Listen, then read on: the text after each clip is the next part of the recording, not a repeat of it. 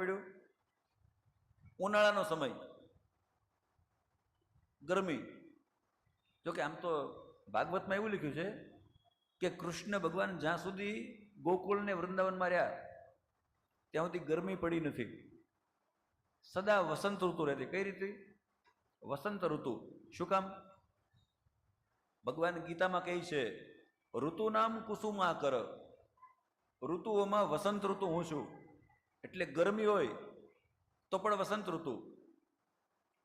પણ એકવાર એવું કહેવાય ભાઈ બહુ સડક તપતી, બહુ માટી ગરમ થઈ ગયેલી.